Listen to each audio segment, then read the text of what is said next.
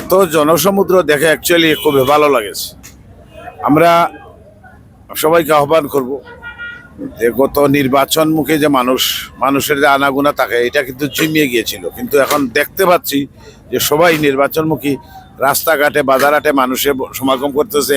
দোকানে আসল তো আড্ডা তো হলো চার দোকানের আড্ডা নির্বাচনের নামে, তো এটা কিন্তু ফিরে এসেছে জনগণের মধ্যে। আমি এটাই প্রত্যাশা করি যাতে এইভাবে সুষ্ঠু নির্বাচন হয়। আমি সবার কাছে ভোট চাচ্ছি, আপনারা আনারমাসকে ভোট দিয়ে তাকে জয়যুক্ত করবেন।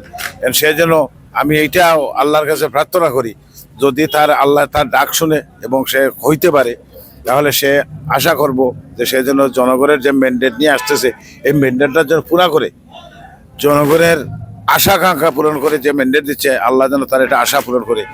এটা নিয়ে আমি আসলে সকাল 6টা থেকে আর ঘুমানি হতে পারি না। আমাদের অনেকটা গ্রুপ আছে, সব ভিডিও কল দেয় কি অবস্থান।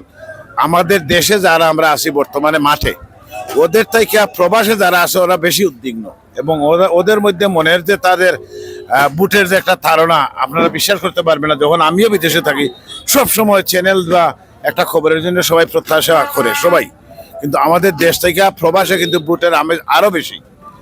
আমি এটাই বলতে চাই যে সবাই জিও করতেছে, দেশে একটা জিও হোক, হাইলুল হোক, নির্বাচন একটা উৎসব। আমি আশা করি সবাই এই উৎসবের ভাগাভাগি হবেন। ভোটের দিন ভোটের মাঠে যাবেন, সবাইকে নিয়ে আনন্দ উল্লাসে ভোট দিবেন। যে যার প্রার্থী হোক, আপনারা যারে দিবেন তাকে দিবেন।